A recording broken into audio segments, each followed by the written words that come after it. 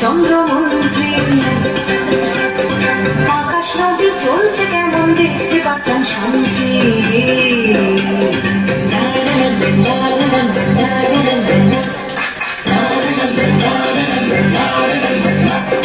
ধরে আনতে বললে সে তো কষে বেঁধে আনে কাজে যাহার হলো বলছি গানে গানে সে এক ভারে আজব দেশ রাজা মন্ত্রী আছেন দেশ সে এক ভারে আজব দেশ রাজা মন্ত্রী আছেন দেশ আহা বেশ বেশ বেশ আহা বেশ বেশ বেশ আহা বেশ বেশ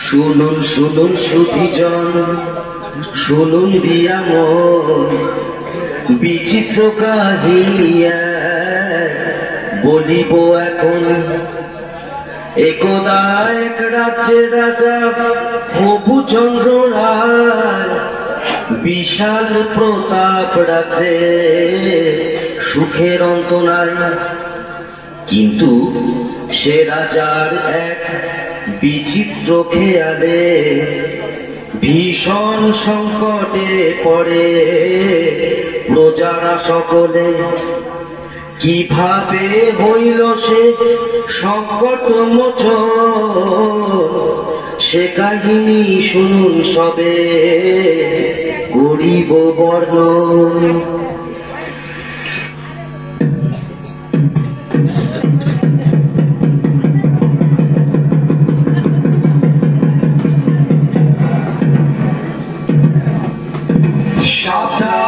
সাবধান হুঁশিয়ার মহামহিম মহারাজা আসমুদ্র হিমাচলের একচ্ছত্র অধিপতি শ্রী শ্রী প্রভুচন্দ্র রায় বাহাদুর সপরিষদ রাজসভায় প্রবেশ করছে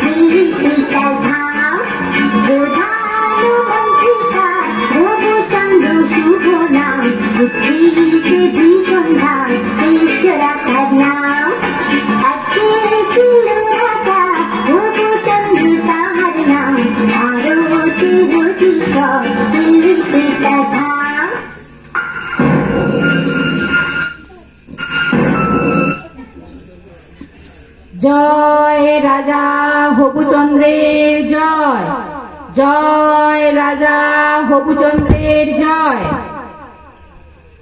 আপনারা আসন গ্রহণ করুন রাজা রাজ্যের সকল সংবাদ ভালো তো হ্যাঁ মহারাজ সকল সংবাদই ভালো বাহ বাহ আজ রাজসভায় কি আয়োজন মন্ত্রী মহারাজ আপনার অনুমতি পেলেই রাজনর্তকীরা নৃত্য পরিবেশন করবে তাহলে আর দেরি কেন শুরু করা যাক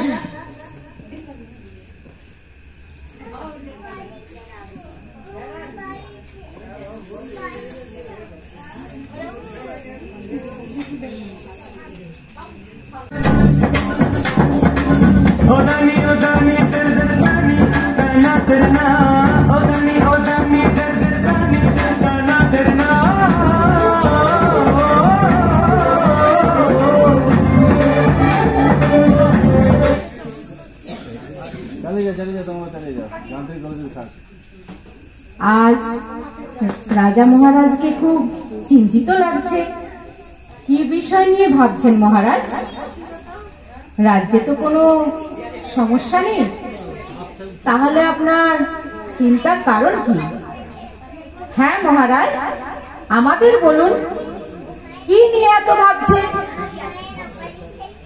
আসলে একটা কথা ভেবে আমি সারা রাত ঘুমোতে পারি না। আমি সমুদ্র হিমাচলে দুর্দণ্ড প্রতাপ রাজা রায় বাহাদুর। আমারই রাজ্যের ধুলি আমারই পা দুটোকে মলিন করে দেবে, বিবর্ণ করে দেবে, এ আমার কাছে অসহ্য। কোথায় ধুলো মহারাজ? এ আপনার মনের ভুল। আপনি অযথা চিন্তা করছেন। না না, এ মনের ভুল নয়। আমার রাজ্যের মাটি কিনা আমার পা মলিন করছে, এ কি সোজা কথা? অসহ্য। শীঘ্রই আপনারা এর প্রতিকার করুন, না হলে কিন্তু কারোরই রক্ষে নেই। কিন্তু রাজ্যে যদি ধুলো না থাকে, তবে আপনার পদধূলি পাবো কিভাবে? কথাটা বটে সত্য, কিন্তু আগে বিদেয় করো ধুলি, পরে হবে পদধূলির কথা। রাজ্যে এত বড় জ্ঞানী গুণীরা থাকতে আমার রাজসভায় আছে, কিভাবে এই ধুলির হাত থেকে রক্ষা পাওয়া যায় শীঘ্রই সেই উপায় বার করো, না হলে কিন্তু ঘোর বিপদ। মহারাজ, মাটি থাকলেই ধুলো হবে। যদি মাটিতে একটু জল দিয়ে ভিজিয়ে দেওয়া যায়, তাহলে তো আর ধুলো উঠবে না, তবে আর ধুলো পায়ে লাগবে না মহারাজ। কিন্তু সারা রাজ্যে জল দিয়ে ভেজাতে গেলে তো অনেক জল লাগবে। পুকুর, নদী, খাল, বিলে তো আর জল থাকবে না। সেটা তো খাঁটি কথা মহারাজ। যদি আমরা ঝাড়ু ঝাঁটা দিয়ে সব ধুলো সরিয়ে দিতে পারি, তাহলে তো আর মলিন ধুলো আপনার পায়ে লাগবে না মহারাজ। বাহ বাহ, খাসা বলেছ, চমৎকার। তাহলে সবাই মিলে লেগে পড়ো কাজে। রাজ্যের যে যেখানে আছো সবাই মিলে ঝাড়ু ঝাঁটা নিয়ে ধুলো দূর করার কাজে লেগে পড়ো। বলো, এটা রাজার আদেশ। তাই হবে মহারাজ। মহারাজ, আপনিও কি সকলের সাথে এই কাজে লেগে পড়বেন? চুপ করো বেয়াদব, কাজের কাজ না করে কেবল বাজে কথা বলা বন্ধ করো। যা বলেছি সেটা যেন অক্ষরে অক্ষরে পালন করা হয়। যত সব মূর্খের দল।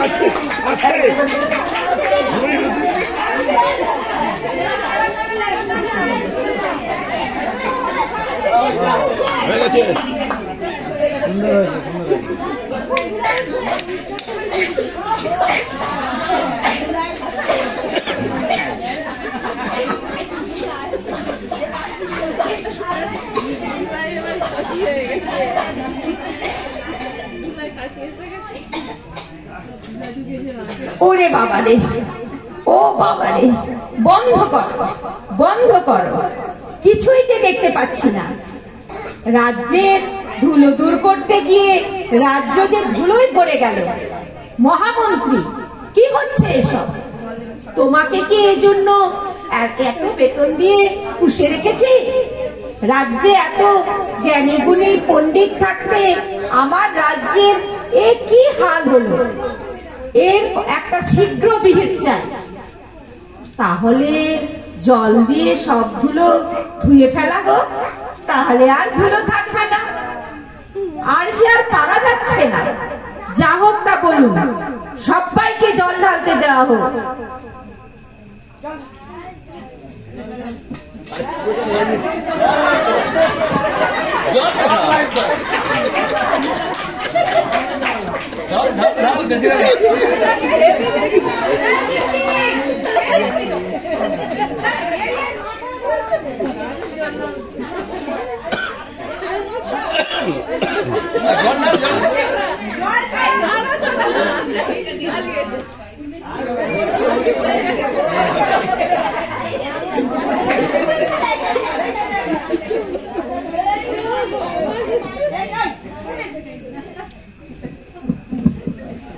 সব কটায় গন্ডগোল, শুনে রাখো সকলে।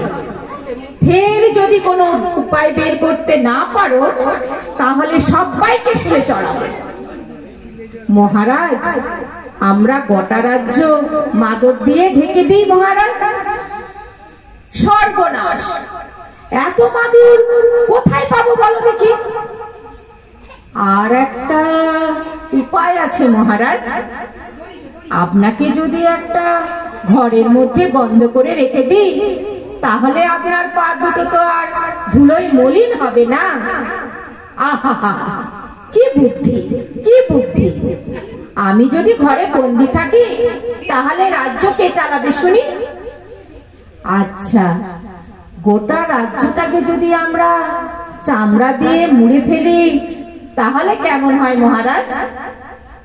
চামড়া দিয়ে